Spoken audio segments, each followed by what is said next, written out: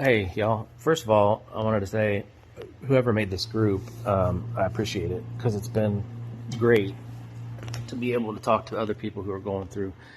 So I started getting symptoms on the 25th and tested positive on the 27th. My wife,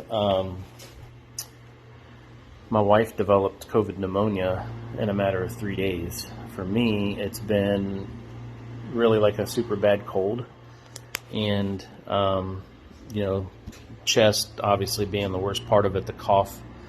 Um, I've had nasal, issues, and the first couple of days I had really bad headaches. But anyway, the point of this post is I wanted to something that I've noticed. So my doctor, and I just posted something like this. My doctor definitely wants and agrees and was going to send in a referral for me to get the antibody infusion. My wife is the one that needs it really super bad.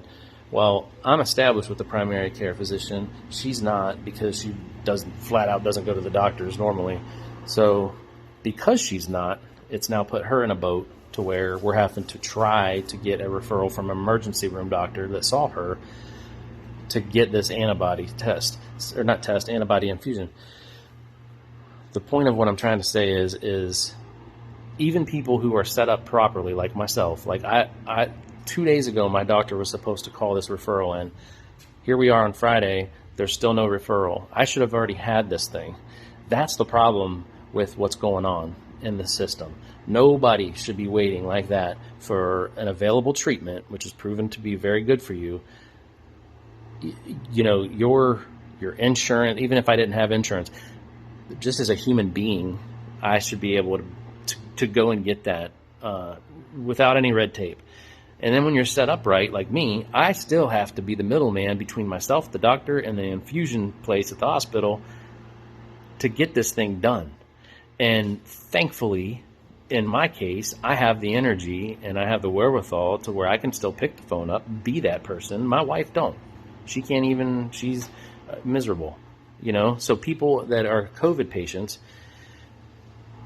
they're not going to think about, oh, I wonder if my doctor called this in. I wonder, because they're thinking about their next breath.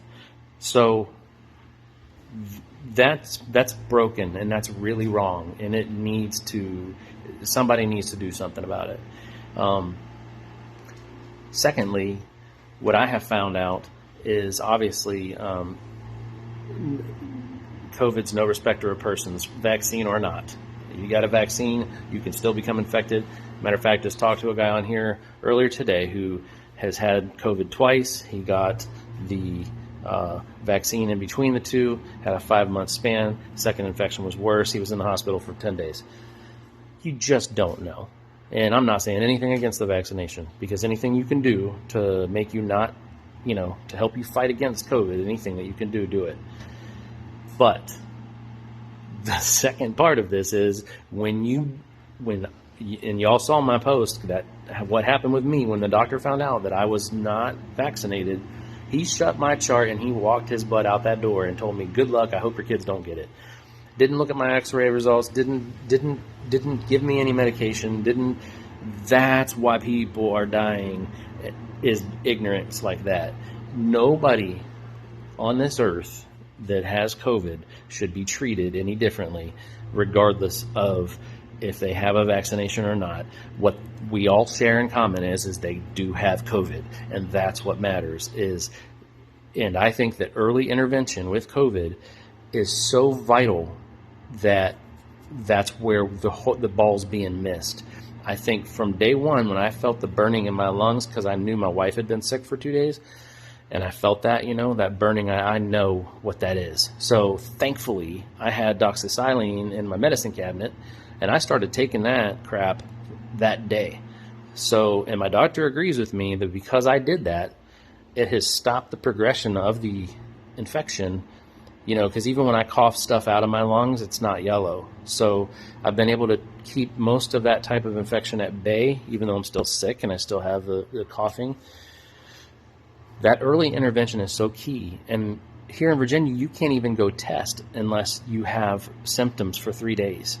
those days are absolutely vital for people to get the proper care to stop from that day 9, whether you're going to take a nosedive and possibly die, or you're going to, that first 9 days, because of proactiveness of yourself and your medications, you're much better off than most. So I'm going to stop now because it's over 5 minutes, but I just wanted to post that. I think it's something that all of us should be talking about.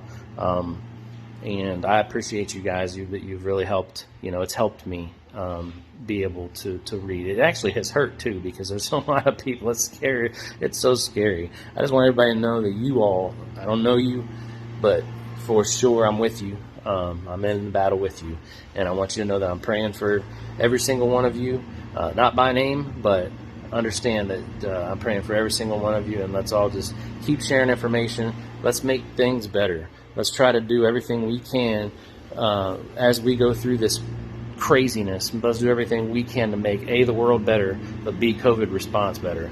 And much love. I appreciate y'all.